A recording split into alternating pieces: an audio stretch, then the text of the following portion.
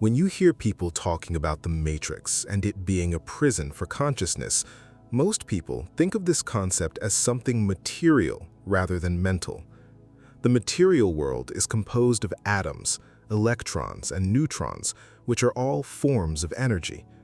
These are what make up matter. But before everything became solid, there was consciousness, the divine source. In order for the source to experience itself, there had to be activity. That activity gave birth to movement, and movement gave birth to energy through the interaction of electricity and magnetism. This is what makes up the quantum field. The word government can be broken down into two words: govern, which means to rule or control, and mental, which refers to the mind. Putting these together, government means to control how the mind operates, and all of this is a result of the matrix itself. Reality is not physical, it is mental. Everything that appears solid, with shape, color, and size, is a perception of your mind. Understanding this will bring you to the realization that what you call the material world is a projection of the mind, which operates from the fourth dimension.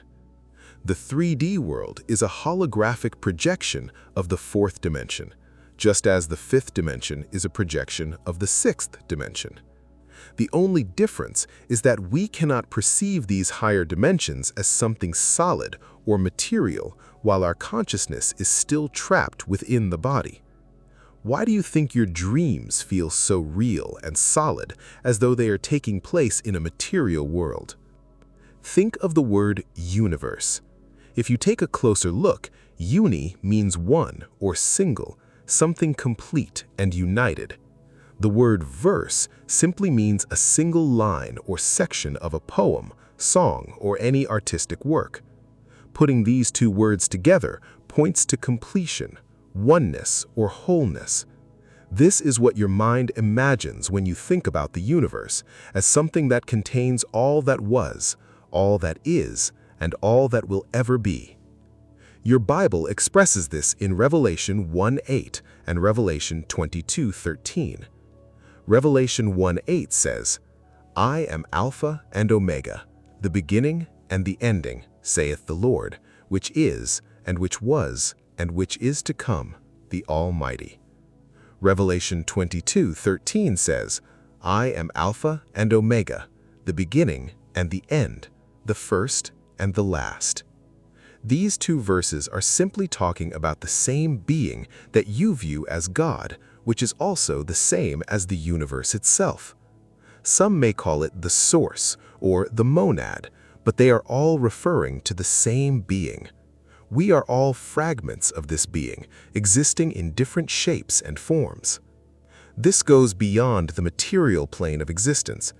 There are beings that exist within the astral or mental plane, the fourth dimension, that lack the ability to manifest into density. The material world, or what your physical senses can perceive, is not even 10% of the totality of the universe. Think of the universe as a stack of layers or planes of existence, one upon another. The lower the frequency of these layers of existence, the closer they are to density, which is what you call matter. There are beings made entirely of luminous light that we cannot perceive because they operate from much higher dimensions and frequencies than we do. This is where you get the concepts of angels and demons. While demons operate from much lower frequencies within the lower astral planes, we are also talking about the Archons, the Jinn, and whatever other names you may use to describe these entities. All of this points to the fact that the true reality is the unseen world, the world that cannot be perceived by the physical senses.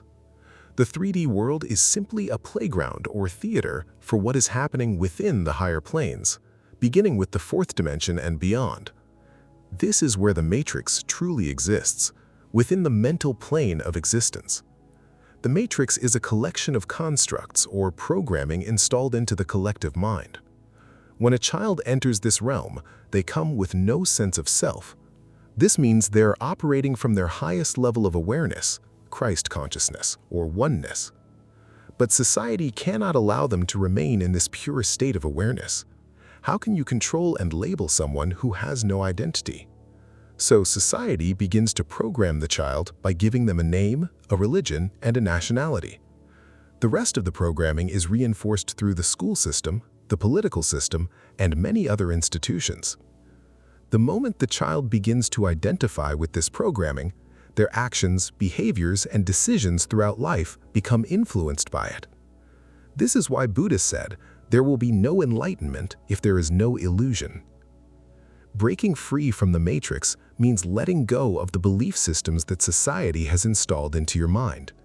You need to disidentify yourself from the false identity that society has placed upon you, tricking you into believing that it is who you truly are, and begin rediscovering yourself again. Each and every one of us came into this world to bring something new, to add more creativity to that which already exists. You cannot achieve this while operating from a false identity. In order to fully express the source or the divine within you, you need to become who the source created you to be in this lifetime, not a copy of another person or a product of programming. To discover who you truly are, you must operate from a place of authenticity. You need to stop allowing society's perception of you to define who you are, and instead fully embrace and accept your uniqueness. There is a reason why we do not all look exactly alike. It is because God, or the Source, created every individual with a unique blueprint. If this message resonates with you, it means you are on the path of rediscovering yourself and letting go of the false identity that society has installed within you.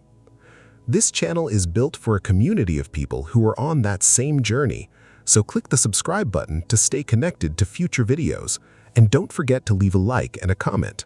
It helps the algorithm push this content to more people who need this message. Thank you for watching.